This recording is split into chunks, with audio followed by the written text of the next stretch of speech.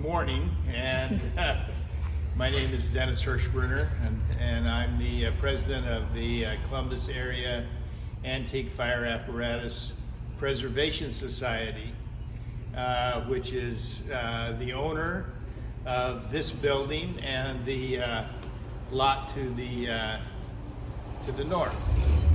And the intent is to create a museum of antique fire apparatus that serve the Columbus area, Columbus and the surrounding area.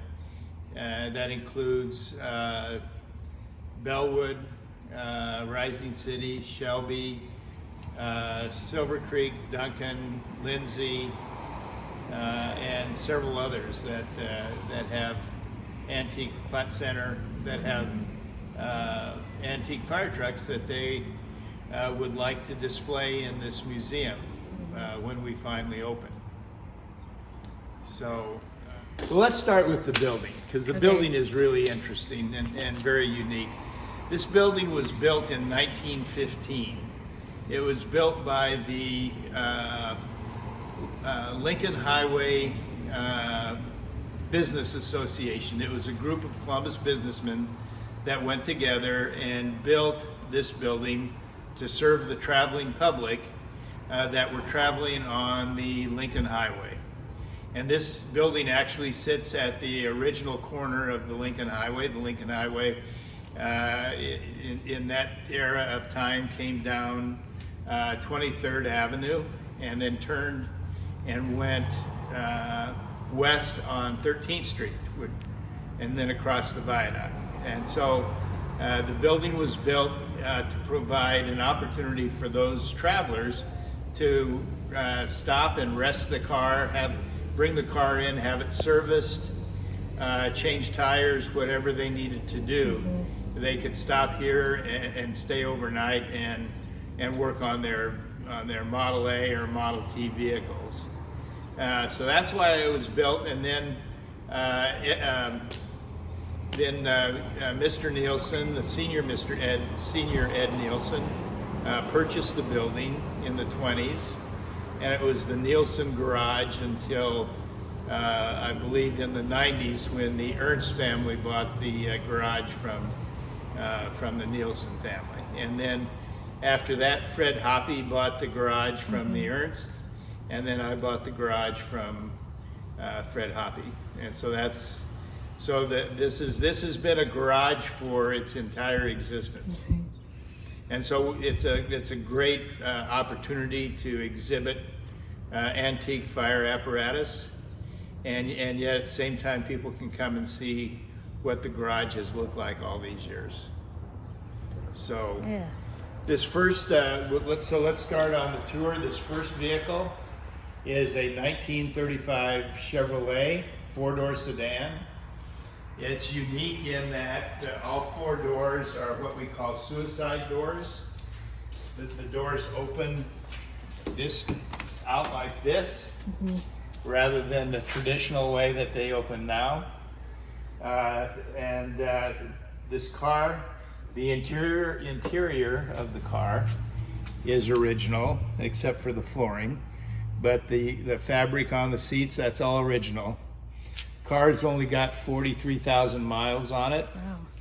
Wow. It was originally, the car was originally owned by the Wagners from Schuyler, Wagner Mills.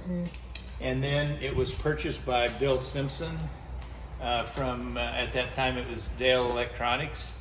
And Bill owned it and actually loaned it to the Shriners, the Pawnee Shrine Club, to use as a clown car. And it remained as a clown car as long as there was within the Shriner group, there was a clown group that wanted to use it. When that group disbanded, the car went back to Bill Simpson, and then ultimately to his son, Bill Jr. And he was the one that had the car and sold it to us for use as a fire chief's car. This car originally was green and yellow and red, and we had it painted by Dan Casey. Dan Casey painted it the color it is today, and we drive it in. It's been to Omaha to the Benson Days Parade, and and we continue to use this. We in the last 2 years we've shared this car with the Platte County Historical Society and had their executive director ride in the car as well.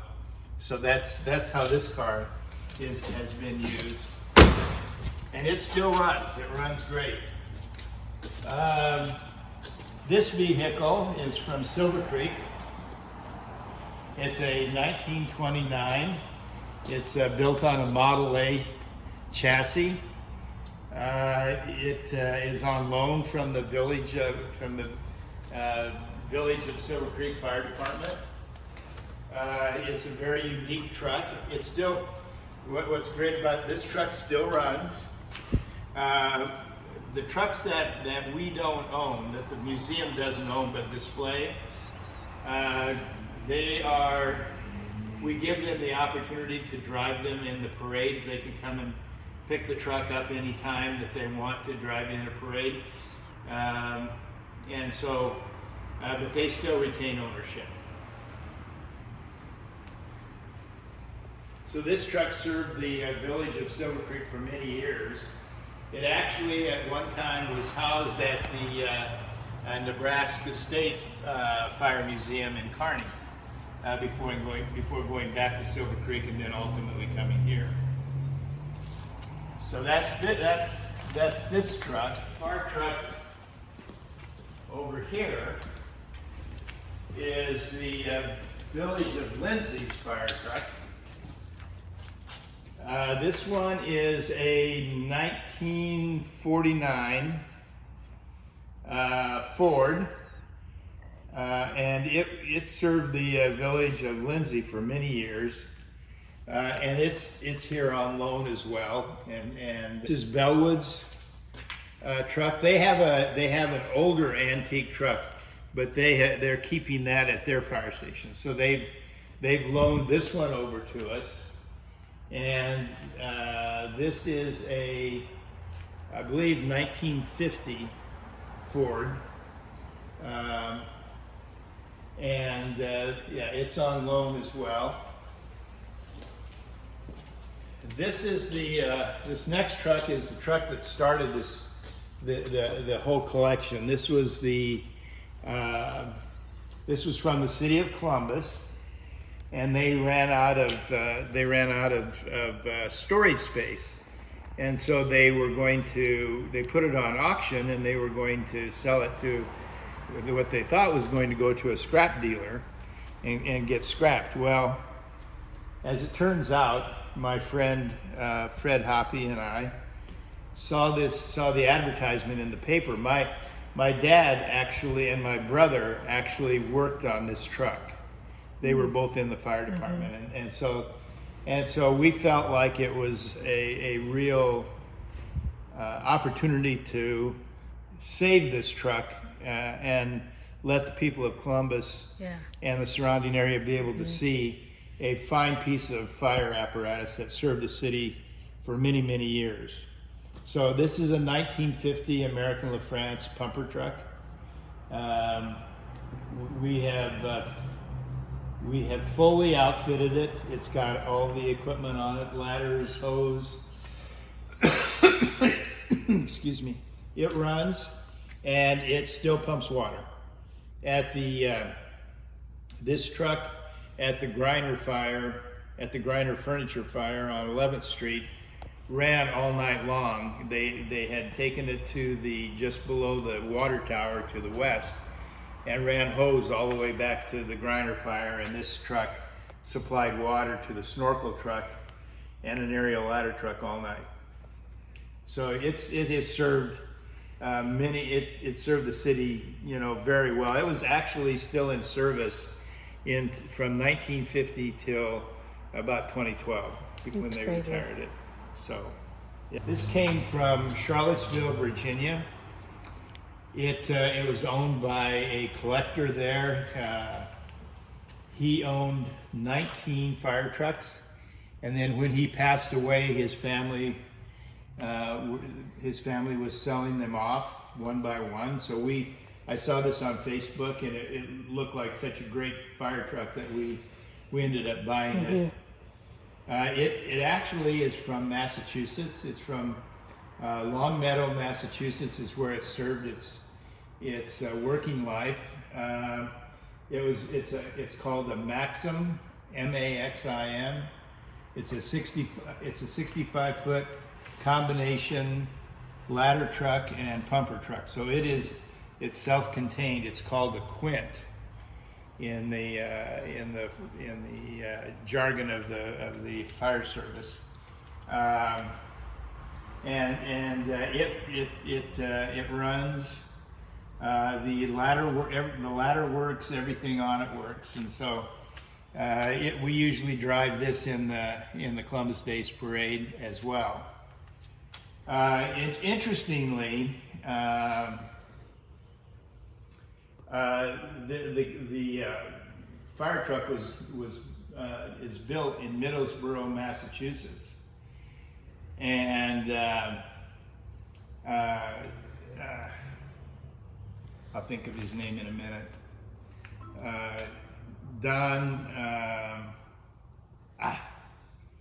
Anyway, one of our local, one of our local people actually grew up in Middlesboro, Massachusetts, and knew the grandson of the owner of the Maxim Motor Company. I'll think of his last name in a little bit.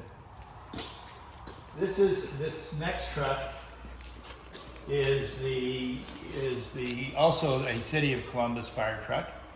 It's a 1962 snorkel truck. The boom will go up 75 feet. This truck was purchased to replace the 1933 ladder truck that the city owned. My father at that time was the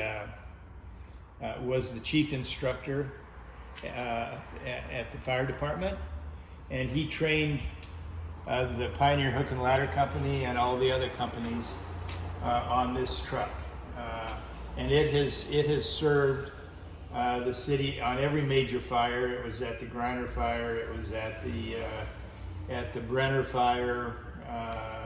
Many of the fires that it was so in demand that it was called to Schuyler and to David City on occasion to help them on major fires that they had. So it's a great truck. It works.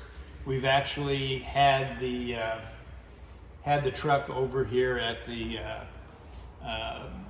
vacant lot across the way, and we had the boom up above the tree line, so it still works as well. The white truck is one that we found also online on Facebook, and this truck is also an American LaFrance truck. It's from Snyder, Texas. We found it. It was at a used car dealership, and we'd been looking for an open cab, American LaFrance open cab trucks. So we purchased this and had it shipped up here. It's a 100-foot aerial ladder truck. It's a 1957. It has like I said, it has 100-foot ladder, and the ladder works. The truck runs. We haven't used this much. We had some issues with the Detroit diesel engine, but we've got that all fixed now, and we're looking forward to driving it. And then the last truck we have at this point is also a 1947. It's an International. They have had and it served the village of Duncan for many years. So it's on loan from the village of Duncan to us, and they've actually driven this truck in the last 2 Columbus Days parades with us. That's kind of the collection that we have so far to show people. Plan right now, we were fortunate enough to get a grant from the Platte County Historical Society for $66,000. We're going to work on the exterior of the building first to make it the original building. The brick on the building was a reddish brown brick, and that's the natural color. And obviously, it's been painted since then. We're going to restore that. We're going to tuck point the building first. We're going to fix all the masonry. We've got a company from Omaha that's going to come out and do that for us, and then it's going to get painted back to the rust color, and then we're going to put new windows and doors in. We're going to put new overhead doors in that are going to look like carriage house doors. They'll be dark brown, and let's see what else. There's actually the Nielsen family has given us a little bit of the history of this building, and at one time they actually had a gas pump in the building. The gas was in the basement, and they had a gas pump in the building for fueling cars. And so we have this old-time gas pump that we're going to display. That was in the basement? That was, no, Fred, again, Fred Hoppy had this, and we purchased it from him to display it over here. I'll show you where it sat, but before we do, old-time fire alarm boxes that you saw, that you would see in major cities, that would sit on the corner.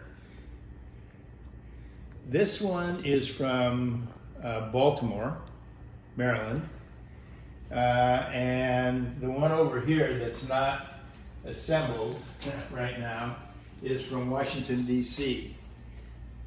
And so we last year at the Columbus Days Parade, we actually had one of these out on the sidewalk to show people, how things were done in the old days. Items is we're going to build a block wall along that wall. We're going to build a block wall and fill that outside area in with sand, and then redo the sidewalk because it's starting to get.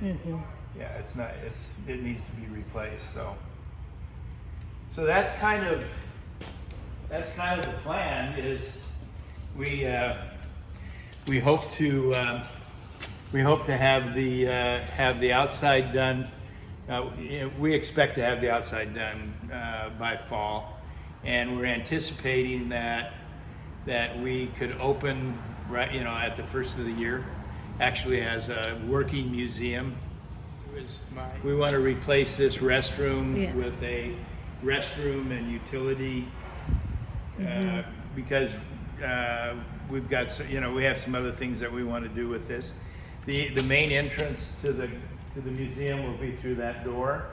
There'll be a shop, right? There'll be a place here where we'll have some display items and things like that, and they'll be able to shop and buy gifts and stuff. So that's the intent.